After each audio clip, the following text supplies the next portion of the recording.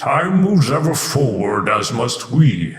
An eternity and a half has passed since our last meeting, aspiring FAKEMON artists, on this road of pixelated nostalgia.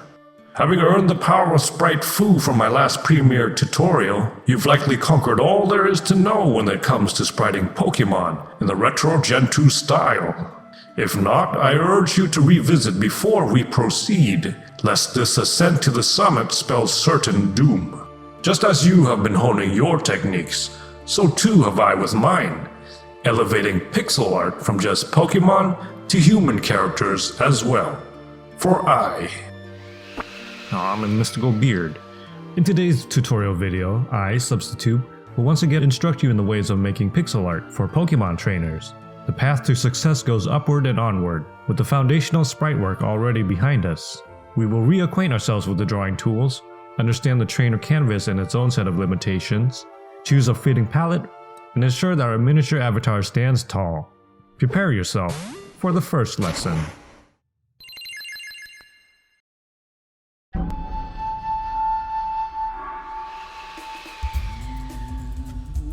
GIMP is currently my everyday program for sprites, Sugimori style, and most custom assets for this channel. It's a free Photoshop alternative if you recall. Your sprites, however, can use any image editor that has layers and can maintain pixel integrity. If you're already familiar with GIMP and its benefits, feel free to skip this chapter and move ahead. Otherwise, stick around for a light demonstration.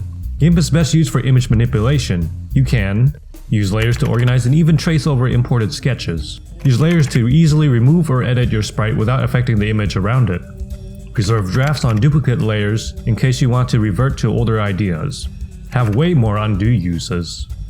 Export sprites with transparency, good for sprite sheets and mockups. And use layer group folders to shift around paired front and back sprites, or even move entire rows together. I've done this for my sprite sheet. And that's just the surface level editing. For the spriting process itself, you can use the color picker tool and isolate or alter specific colors, as well as detect any off-color pixels that have gone astray. The hue and saturation tool can adjust colors while selected. The padding tool can approximate curvatures for trickier curves. Lastly, you can rotate and rescale at your own convenience. Just make sure that whatever tools apply, you set interpolation to none, anti-aliasing off, and threshold to 0 to preserve the sprite as much as possible. Avoid unnecessary anti-aliasing, which uses off-color pixels to blend. We want the aliasing. We need this. We don't want this. Oh, and before I forget, avoid the eraser tool. It leaves soft edges and residue despite full opacity. I instead just use the pencil tool, either flipping between black and white with a single hotkey, or sometimes I switch the pencil to eraser mode. The stage has been set. The canvas primed, yet untouched. You are now ready for the next lesson. Canvases for trainers are 56 by 56 pixels across the board. GIMP allows you to set this layer boundary from the start, stripping away any worry of drawing outside the permitted Gen 2 canvas. For trainers, you are given the maximum area square, giving as much freedom as the crystal battle screen affords. That's great, you may think, tempted to use up every dot of that space, as you should to some extent. But you must do so with forethought, planning, understanding. Humans aren't Pokemon. Oops, most of the time at least. Our proportions are bound by realism to a stricter degree, unlike Pokemon who can pretty much look like anything imaginable. To preserve the humanity of your design, you must exercise the utmost discipline. The next lesson, arguably the hardest one to explain, will test your ability to do so.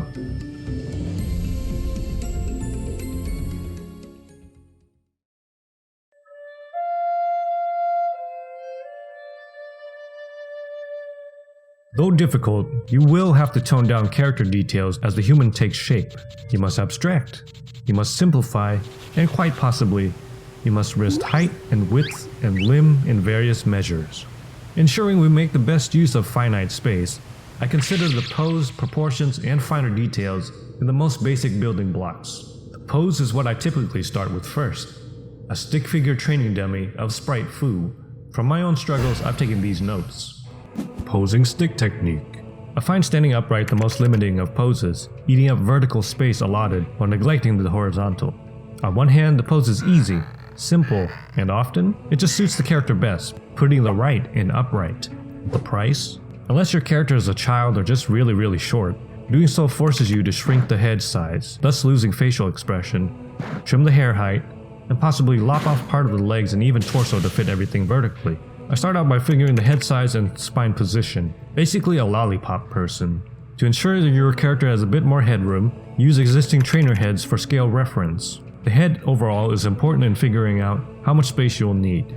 Next, consider action poses to help inform the angle you end up using before you ever commit. I find that making the trainer look as if they're mid-action helps sell the sprite despite the lack of animation. As a stick figure, position them as if they're speaking, issuing command, or throwing a ball if that helps. To save this lollipop person some space in the present, try giving them a slight tilt. Lean forward, away, or to the side if you anticipate the need for movement or extra space. Common space-saving poses. They can be kneeling, leaping, dashing. They can sit down, either on a bike or crisscross applesauce. They can stretch, crawl, swim, bend over, or lay down. You can even get fancy and make the perspective shift. The angle and movement can then inform the position of the hair. If your trainer is moving, the longer hair will move in the opposite direction. See how much room you'll need for your desired style, and adjust the stick figure where necessary. In this state, I typically only have the head and hair outline in place, where everything else remains in stick figure or scribble form.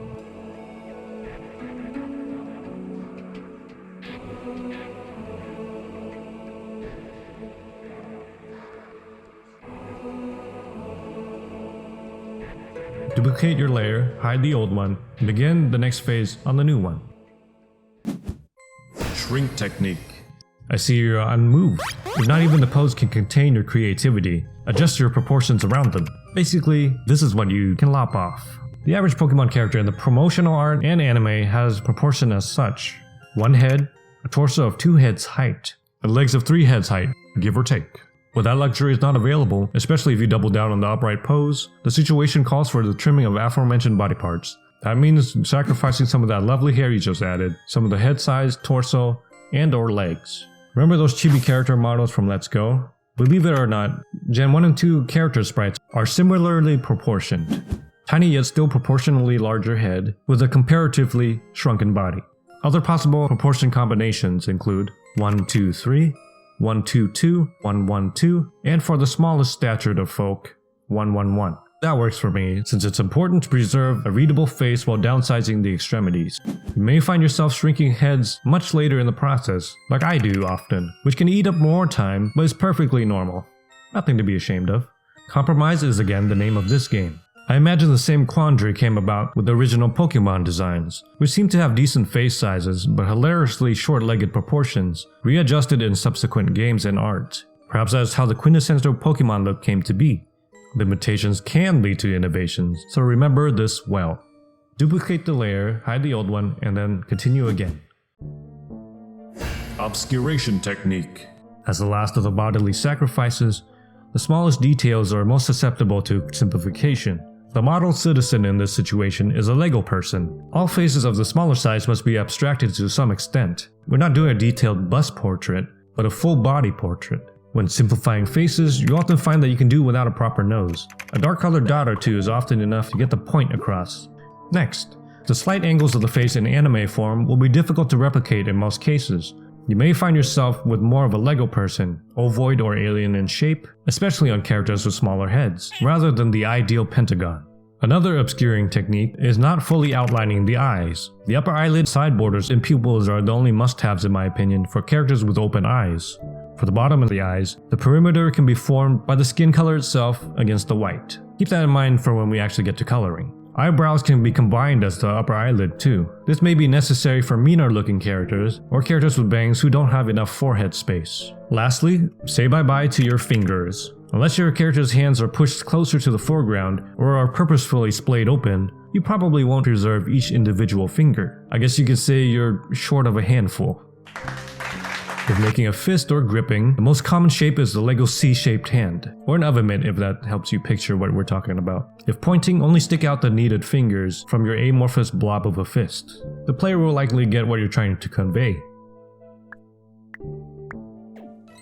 Okay, so you probably had enough of the Lego comparisons and stick figures and whatnot. By now, you should have a more humanoid looking creature, with a nearly complete outlined head, hair, and hands, as well as the position of everything. Don't worry about the limbs, body, and feet yet. which should still lack detail at this point. Why? Those will probably be covered by clothes. I certainly hope so.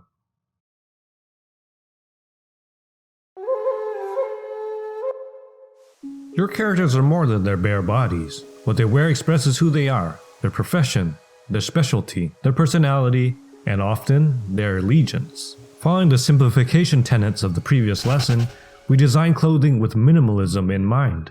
Gen 2 style clothing has no choice but to remain simple in both shape and color. You'll commonly see one or two piece outfits, which is very practical in terms of what we're trying to do. If your current attempt at human anatomy failed, a sneaky technique I always use is making the clothes baggy or flowy, just enough to obscure the compromised proportions and deflect body shaming. Cloaks and jumpsuits are great in this regard. With jumpsuits you can just add a few lines for the neck and sleeves, color fill, and baboom, a body conforming outfit.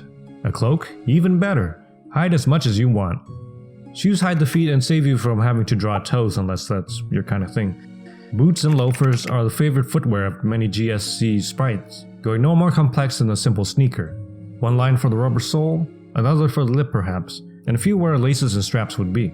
If you go sandals, only the big toe has to be somewhat readable. Overall, Gen 2 clothing palettes lean toward monochromaticism, with large blocks of uninterrupted colors. Simple and homogeneous clothing will save you the headaches when it comes to color choice. You can probably deduce what we're covering next. Your black and white outline is mostly complete at this point. Save this outline and create a new layer for what follows.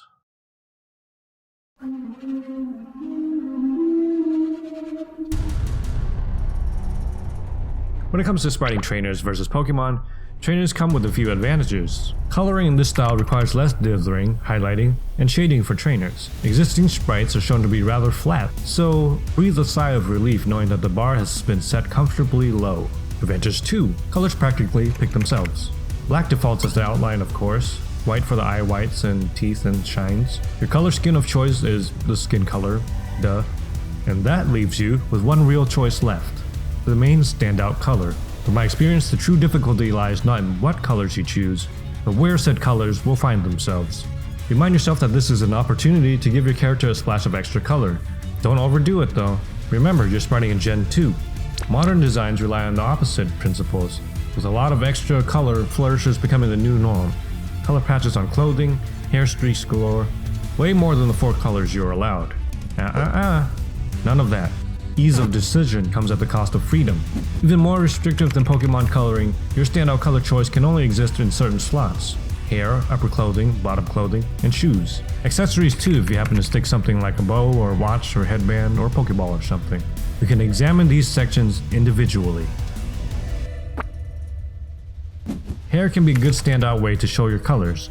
Blonde and silver typically round up in value to white, using other available colors, often warm tones, around the perimeter to give the illusion of blonde. Dark hair, such as cool tones, can be routed down to black, with a non-white color being used as the shine. Skin. Skin takes up its own slot, and for good reason, as it is not normally used again for clothing. Hair, yes. Clothing, less likely. You don't want your outfit to match your skin too well, otherwise, your character will be left in the nude. For palettes where you don't have a separate slot for skin color, with warmer tones you can use hair color as skin color shading too. Redheads, strawberry blondes, and even light brunettes can rejoice in this matter, as the same technique applies. If you somehow find yourself stuck using skin color as clothing or even hair, you can still use different lighting and shading techniques to differentiate and give them different texture. A skin color coat, for instance, can remain flat brown, while the skin itself would only use that color sparingly, only for light skin shading like this here evolutionist sprite. The darkest color I've been able to accomplish is a medium dark brown. At this value, you might reconsider using white as your highlight color. With the contrast being too high, that will make the character's skin look more like plastic or metal, or quite possibly splotchy. Instead, sacrifice your standout color slot and make it a lighter color that blends better with your desired skin. Another simpler solution is just lighten the tone of your skin for a bit, until white actually looks good as a reasonable highlight. And hey, if you want to have blue or green skin, I don't think anyone here would stop you. Moving on very quickly to coloring the clothing. I think it's best if I show you the diagram for this part. for which slots are available. Sprites can use black and white not just as a highlight or outline, but as a deliberate color choice, freeing up your standout colors to be used elsewhere.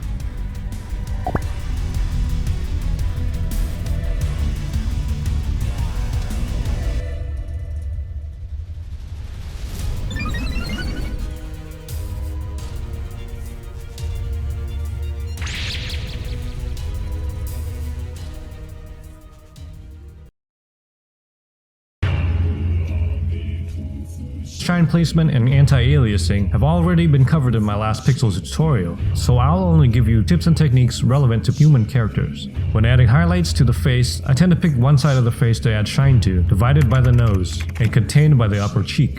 Again, we can chill with dithering found with Pokemon. Also of note, avoid adding just a thin white line along the edge, which makes the face paradoxically more flat, like a gingerbread man. Hair coloring can remain mostly flat, save for a few highlight streaks if necessary to show glossiness, separate sections, or to define shape.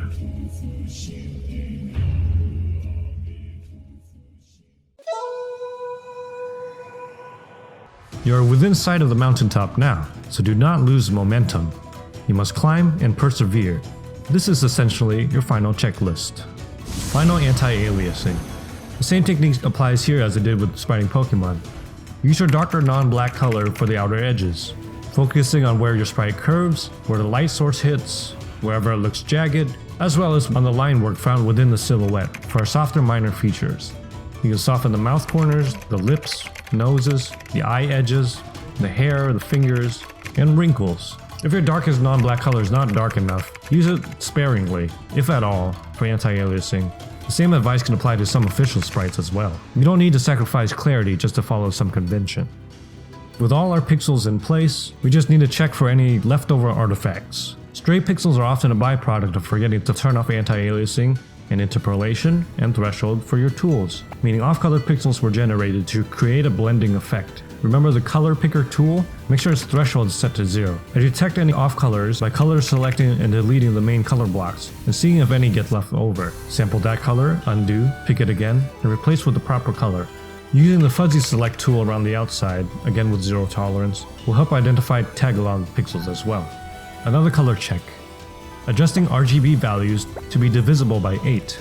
This step is only applicable if the sprite is intended for an actual Gen 2 ROM hack. It puts the 8 in the 8-bit color.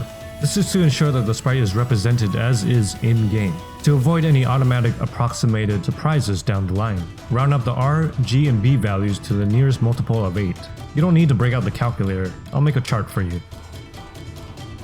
To do this, take your color dropper tool, sample your color, read the values, round them to the nearest multiple of 8 according to the chart, and repaint over your previous color using the color picker and bucket tools. Or you can do the smart thing and just have 8-bit colors from the start.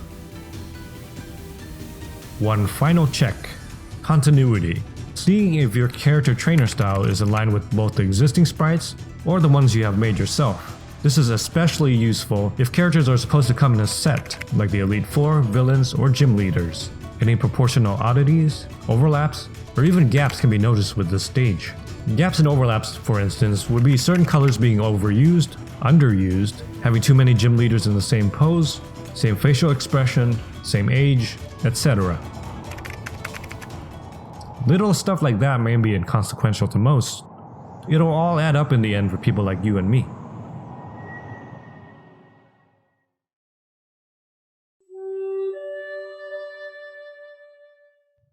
I got it. And so your pixelated journey concludes for now. Though we are at the peak of this summit, there are other mountains to climb, other horizons to explore. We part ways here, artist, at least until I learn how to animate Gen 2 sprites. Keep on practicing. I know I will. Was there anything I missed? Any other things I should teach? Comment down below. For my next tutorial, I intend on teaching how to design Pokemon routes, demonstrating map design principles within my own actual ROM hack Faded Memory. I really haven't designed any routes there in a long time. If you want to learn other aspects of Fakemon or monster taming design, please check out the tutorial playlist on this channel. Find free spriting resources on the Substitube Discord, and if you haven't already, do the usual YouTube stuff and become a Substitube subscriber.